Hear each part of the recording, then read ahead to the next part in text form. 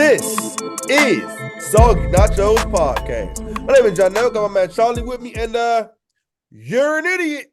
Yep, you're an idiot. Now look, this ain't no Monday morning quarterback, Johnny come lately stuff. I've been said everybody who thought the Eagles was this great juggernaut team in the NFC was idiots. Seen the writing on the wall a couple weeks ago.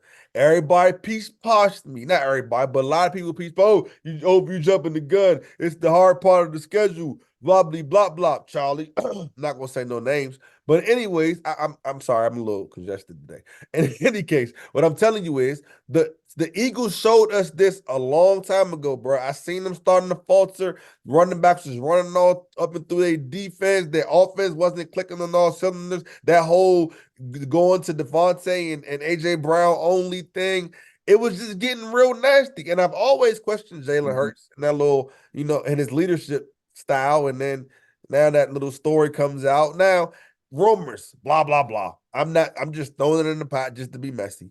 But in any case, Charlie, I'm gonna let you speak on this because I don't want to, overstep my time and all that and cut you off and guess what you about to say and all that. But you were an Eagles apologist. I just want to be clear about that. I feel attacked. I feel like that entire soliloquy was to me personally. Hmm. I gave the Eagles, so the Eagles started 10-1. I don't have much to question there. And then they hit a rough part of their schedule and they started losing a couple games. All of that makes sense to me.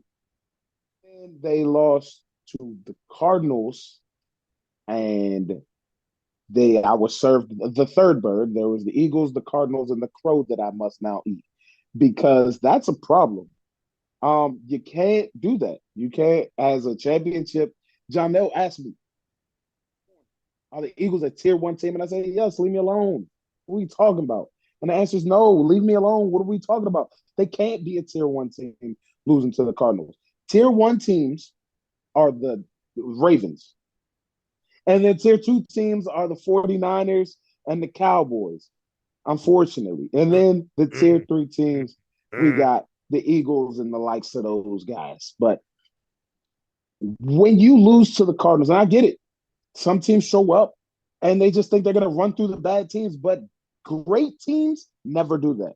Great teams don't think they're going to run through the bad teams. They treat them like they're a good team, and that's why they end up running through them. The Eagles, going into the season, I thought that maybe, something that people were underestimating was, yeah, they got the whole band back together on the field. But I always harken on coaching. And they lost both their offensive coordinator and their defensive coordinator. And in my head, I said, they're not going to be okay, at least not right away, losing both of those guys. But when you come out 9 straight or something like that, 10-1, I'm like, all right, never mind. But something was wrong when they fired their defensive coordinator mid-season, and they still got the record that they got. So I think it's real shaky. That being said, they can still end up in the Super Bowl because in the playoffs, they got the Cowboys and they got San Francisco. They have the guys, they have the bodies, they have the Jimmys and the Joes that can keep up with Dallas and San Francisco. Just got to see if Sirianni can put a lid on it and contain that enough to win. They just got to win 2 games. They're still good enough to get to the Super Bowl, but they're not in the class of the other 2 teams that I listed. I So, am an idiot. it was interesting, right? When you watch a football game, when you watch it, when you're actually watching it, like not the highlights and everything, you see like the shift and like the energy, you know.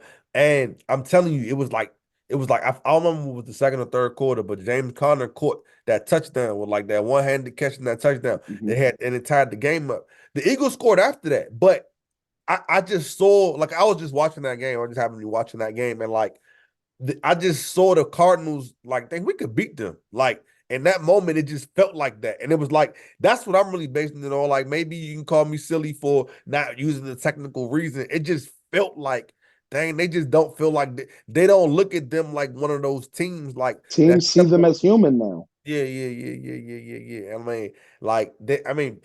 It's crazy because I mean, this is the last thing I think would have happened was the defense. I would have guessed that the offense would fall to before the defense. Now the offense ain't perfect, but it's pretty good still. You know what I'm saying? So I don't know, man. I don't What do know, you what do Charlie. you think is up? What do you think is up with the Jalen Hurts and AJ Brown connection? It just that feels like during this whole skid, it hasn't been what it was. Yeah, I don't know. Like that That's a to good me question. on I don't know. offense, it just feels like there's disconnect. Like you said, there's these reports about maybe Jalen Hurts' leadership style isn't exactly what the Eagles like. And Right. look, as a Giants fan, send them. Say I don't hey, send them whatever the He's price an is. excellent Send quarterback, them but if you're not feeling Jalen Hurts no more, send them on over. We can use them. Send them up the turnpike. But I I don't don't know. know. That connection was like it feels like Dallas took that connection. Like the Dak to CD Lamb is what Jalen Hurts to AJ Brown was. Facts. And when they were doing that, they look like how Dallas looks.